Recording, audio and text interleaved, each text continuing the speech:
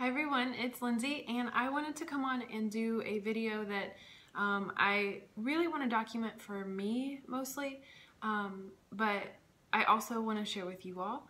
I know that you haven't seen my son, but I wanted to record his labor and delivery story. So if you followed me with Audrey, you know that I had a vaginal delivery and I was trying for a natural labor, and I folded and got an epidural and was really upset about it and think it kind of contributed to some postpartum depression. Just kind of like epidural guilt, if you will. So Cooper's, when I found out I was pregnant with him, the first thing I thought of was, oh my gosh, I'm going to do this differently. I didn't know whether differently was going to mean just plan on an epidural, or if differently was going to be prepare for a natural birth differently. I didn't really know. So what I kind of found myself being drawn to was hypnobirthing. I got myself the Hypnobirth, or the Hypnobabies home study guide, and I started doing that around 28 weeks. The only thing that I had a goal of was to use Hypnobabies to relax and stay at home as long as I could, and then go in with an open mind and not be mad at myself if I wanted an epidural. As you all mostly know, I am a labor and delivery nurse, and so I have helped many women have natural births. I've helped many women have epiduralized vaginal births. I've had many women with beautiful C-sections, and so I kind of had less pressure on myself, because I knew as long as I went in and was educated with what I wanted and had a plan, that I would be satisfied if I felt like everything was kind of respected and kind of helped. So basically I did Hypnobabies from the time I was 28 weeks, just with the home study program. And I kind of just said that I would stay at home as long as I could. We had a doula that we hired, and we just planned for her to come to our house when we kind of knew that it was legit labor, and just go from there. I was not closed off to an epidural. In fact, there was some parts of me that just wanted to plan on an epidural, just labor at home as long as I could, for the goal of not getting to the hospital too early and having the risk of a lot of interventions. But then once I was there and admitted, just being open to whatever my path was kind of leading to. So when I was 38 weeks and 5 days pregnant, I woke up, I guess it would have been 38 weeks and 6 days pregnant, because it was like 1 in the morning where it had just turned 6 days pregnant. I woke up, so at around 1 in the morning, I woke up to what I thought was a contraction. Up until then, I'd had irregular, not anything that was painful at all, just like the Braxton Hicks. I would have maybe a couple painful ones and then they would stop. Nothing that even was a warning of labor. So when I woke up at 1 in the morning to what I thought was a contraction, I kind of tried to go back to sleep, kind of laid there for about an hour and had several more. Nothing that I was timing, but it was just enough to be uncomfortable. I didn't want to toss and turn and wake Derek up. So I told him that I was having some contractions, for him to stay in bed. They were completely manageable, but just I couldn't sleep through them, and I didn't want to keep tossing and turning. So I told him I was going to go out to the living room. I continued to have on and off contractions all through the rest of the night. I think I dozed off a couple times in and out. As far as pain, they were painful, but not at all unmanageable. I didn't even have to use my Hypnobabies to that point. And so he got up around 6:30 and just kind of watched and was just around, ate his breakfast while I was kind of just having contractions here and there. I was also still eating, drinking, all that stuff. And then when, let's see, I had already had a scheduled, my scheduled OB appointment for like 39 weeks, because I was 38 and 6 that morning at 11. So I didn't find a need to go in to be seen. Like I said, I was planning on staying home as long as I could, so there was no reason go in prior to my appointment. And just to backtrack, when I was 37 weeks, I had just a few bouts of like expelling my mucus plug, and then a few on and off contractions. So my midwife, who was awesome by the way, checked me, and I was 1 centimeter dilated, like 50% effaced, and he was super high, like -2 station or something. So nothing that was worrisome. So when we, at 11, when we went in for my appointment, my midwife checked me because I had told her that I'd been contracting since 1. His heart rate was fine, and I had an at-home Doppler, so I had been checking him too. But she found me to be 3 centimeters dilated, 75% effaced, and about a -1. No, a -3. So she said that it was probably just a difference in days or ways I was laying, but she just thought he was a little higher. Maybe he was even -3 then. I think he was 150 and -3, and he was still -3, but 375 -3. So we just kind of said, okay, good, we'll go home and keep on laboring. I was GBS negative. There was no reason to have to be admitted early. So we just went home. We let my doula know that I was 3, that I was laboring, and they were starting to get a little more uncomfortable, but again, not unmanageable. Till around 2 p.m., they started getting a little closer together, like every 5 to 7 minutes. Up until then, they were really sporadic, so 1 every 10 minutes, a couple every couple minutes, like no pattern. So my doula decided she probably should head over. She said since with Audrey, I changed from 4 to complete quickly, she figured that it could happen again, and she just wanted to see. So she came over. One of my girlfriends, who is also a labor and delivery nurse, we'd kind of planned on just to be able to keep me at home. If I thought things were happening, she was going to come over and check me just to make sure that I wasn't like an advanced dilation and I needed to go in. So she came over probably around 3:30 or 4 and checked me, and I was still 3 centimeters effaced, 75%, or 3 centimeters dilated, 75%, and -3. But now I had a bulging bag, so that was kind of a difference. Oh, and I will say that at my appointment, my midwife had stripped my membranes. And to backtrack, at 36 weeks, I started using the red raspberry leaf tea, and at 37 weeks, I started using evening primrose oil. So those were all also what I was doing.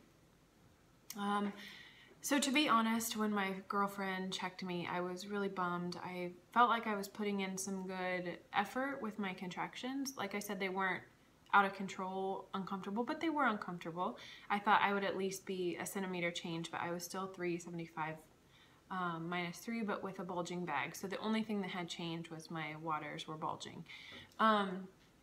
It was really discouraging when we heard that.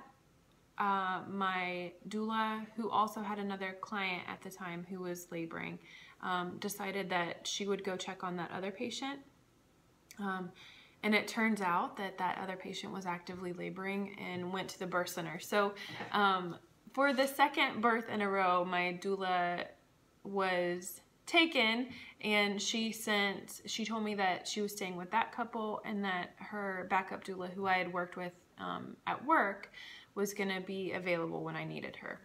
So that was discouraging fact number 2. So the one that I was still the same, 375 -3, and the fact that my doula had kind of bounced on us was rather discouraging. Around my appointment time, we had let my mom know she was flying in to take care of Audrey. So she was already on her way. Her flight was supposed to get in around 6:30 that evening. So fast forward to 6:30, I was still contracting, still not, I mean, any closer than like 4 to 5 minutes. My doula had actually encouraged me to try and rest, take a shower, try and see if they would actually stop, because she thought it was kind of like a prodromal labor pattern. But you know, when you're in labor and you feel like things are happening, you really want to like encourage things to happen. So Derek and I had sex. We had tried to do different positioning to like encourage Cooper to move like further in my pelvis, and we were trying to encourage him in labor, whereas she kind of was concerned that maybe I should try and do things to see if it would subside. So when my mom got there, I thought she would be sort of a calming force. She was not, actually. She kept saying, "Oh, honey, you just look so uncomfortable. Is there anything I can do? Oh my gosh, I just feel so bad for you," and like making me feel like even like things were even worse than what they were. So making me even more tired of it. Derek and I had went for walks. We started to rain, and I will add that there was a little bit of pressure that I had put on myself because my birthday is August 22nd. Derek's birthday is July 22nd, and this was September 22nd. So in my head, I'm like, wouldn't it be so cool if our birthdays were all a month apart? So for whatever reason, I put this pressure on myself that I had to have him by midnight. Well, so it was 6:30 when my mom got in. We had went and got dinner. My doula had also recommended that we try and have my mom take Audrey out, that sometimes women didn't labor well when their other kids were around. And for some reason, I just didn't want that. I wanted her to stay because it was like the last few moments of a single baby. Like she was my only baby at the time. So in hindsight, maybe that would have helped. I don't know. About around 10 p.m., I started getting really discouraged. I was so tired. I had been up since 1 a.m. I didn't feel like things were changing or progressing. So another unfortunate thing is I knew that if I went to work, where I was going to deliver, I knew that they would keep me. So against my better judgment, I didn't tell the doula, who was still not there. We hadn't called her. Derek and I decided that we would go to the hospital. I kind of convinced him that it was a great idea because maybe I had made change deep down in my heart. I knew I hadn't. I just knew that they would keep me and I could have a baby. Like I said, probably not the best judgment, but I was so tired and I had been laboring, and so that's what we decided. We got to the hospital. One of my favorite doctors, my midwife wasn't there, but one of my favorite doctors checked me. I was 375 minus 3 with a bulging bag, so still the same. I had been laboring prodromal all day. But at the hospital is where things kind of seemed to take a more intense turn. They started getting more painful.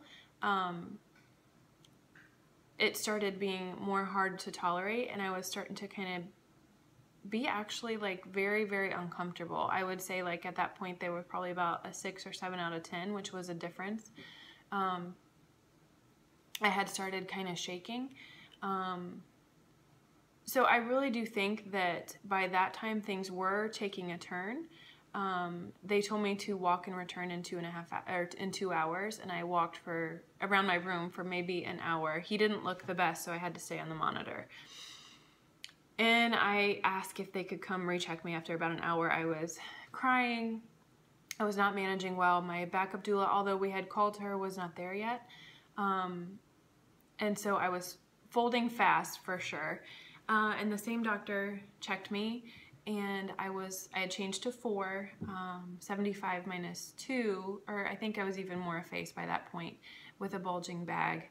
And so he basically said like, well, you've changed. If you are admittable to maybe using some Pitocin or something like that, then we will go ahead and admit you.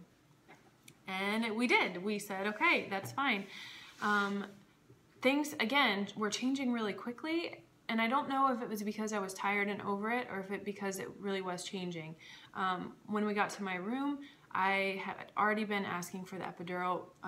Derek was being such an amazing coach, but it was just, I was done. I was frustrated in that I hadn't changed. I thought for sure that this time would be different. And like I said, I had went into it not really determined to have a natural birth, but just determined to kind of go with the plan. And so I just asked for an epidural. Because I was staff, I got one pretty quickly. And by the time she was putting the catheter into my bladder, I felt a whole lot of pressure in my bladder, or not in my bladder, in my vagina, just like I felt like there was a baby there. And I'm like, something is wrong. Like with every contraction, I felt this intense pressure. And a midwife, not my midwife, but a midwife came in and checked me, and I was 7 to 8 centimeters with a very bulging bag and completely effaced. I was 0 station, and so I had made really quick change just within the half an hour of the epidural. After she got the catheter in place to drain my bladder, I felt an immense amount of pressure, and on the ultrasound I heard like a pop, and I knew my water had broken. It was a different epidural than I had with Audrey. I felt all the pressure and none of the pain.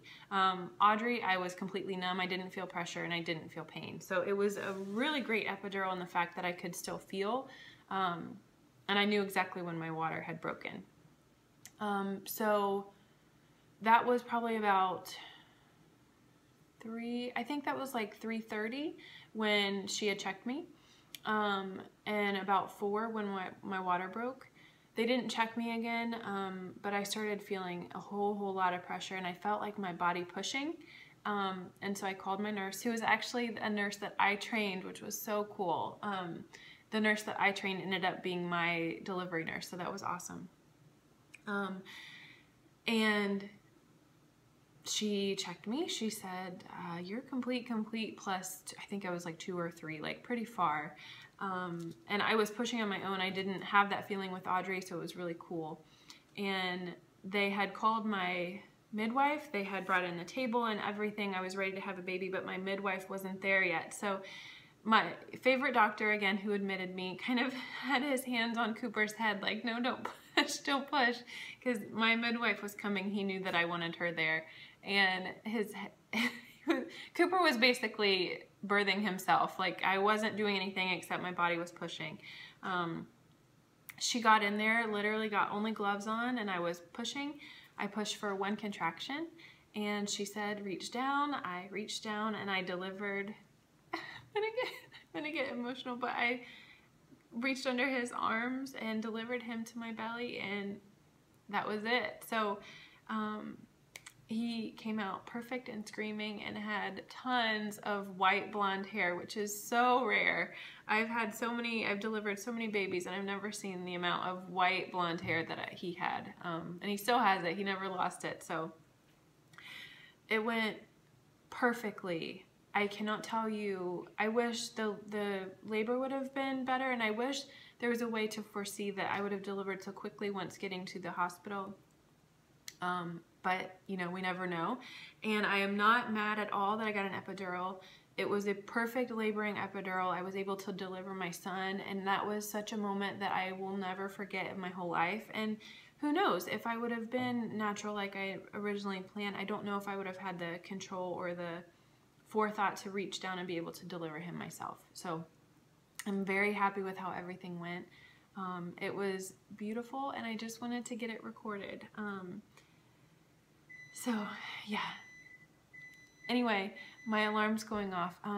Thank you guys for watching. Please let me know if you have any questions, and I will talk to you guys later. Bye.